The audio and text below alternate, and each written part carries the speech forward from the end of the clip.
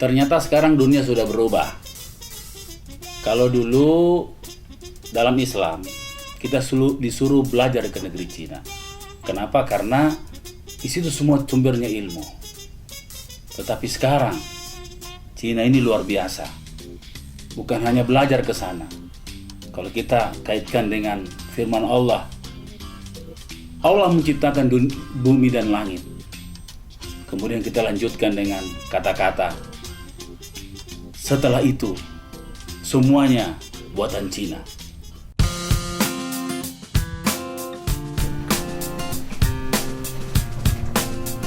Oh ya, di lautnya ada yang nyanyinya itu.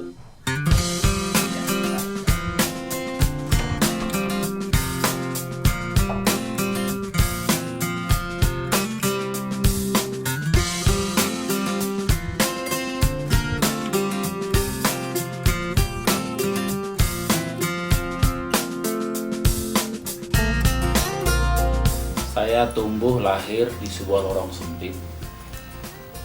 Ayah saya seorang pegawai negeri biasa di Departemen Pertanian di Sulsel.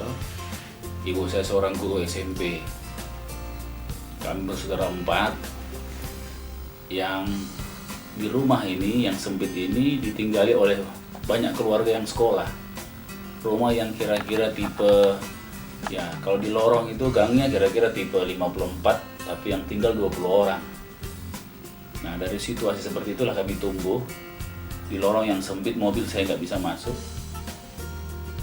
Di daerah yang baru dibuka pada saat itu, yang walaupun sekarang sudah di tengah kota. Nah, tapi satu hal yang selalu wanti-wanti atau ditanamkan oleh orang tua kami adalah sekolah. Sekolah dan kemudian kebebasan berpikir dengan visi-visi yang apapun dalam pikiran kita. Nah, ini yang terus dipelihara, di samping memang tentunya dasar agama.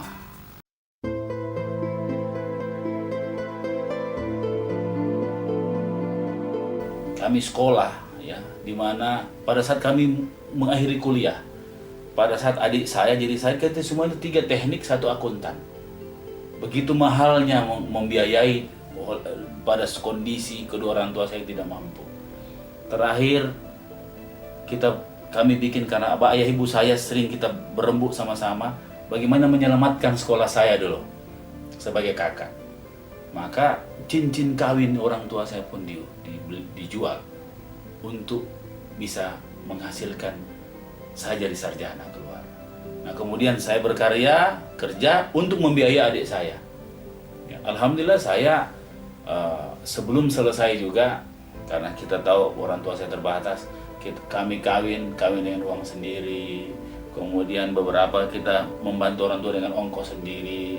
Nah, saya selalu punya patokan. Saya menemukan di antara semua pengalaman hidup saya menemukan satu quote nonim, tapi quote itu berasal dari Flandaria, dari suatu desa kecil di Perancis Selatan.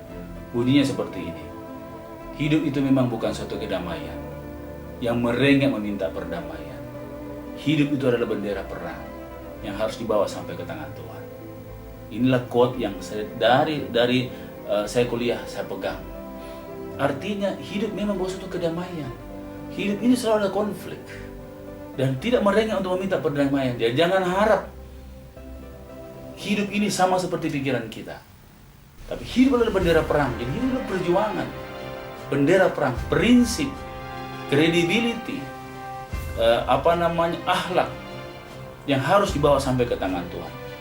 Jadi yang diukur ternyata adalah prinsip kita dalam hidup yang kita harus bawa sampai ke kubur lah, sampai ke tangan Tuhan. Nah, inilah yang menjadi dasar saya sampai sekarang ini untuk mengarungi kehidupan ini. Dan saya tanamkan kepada anak-anak saya bahwa kemandirian dan tidak ada hal ideal seperti pikiran kita. Kadang-kadang kawan menjadi lawan, lawan menjadi kawan, dan itulah hidup. Dan tidak perlu kita merengek atau jangan mengeluh. Kalau kita merengek, tidak akan mungkin kita dapat. Ya, itulah kerasnya hidup dan itulah nikmatnya hidup sebenarnya. Kalau kita bisa memegang prinsip, kita bisa memegang janji, kita bisa memegang komitmen, itulah hidup sebenarnya.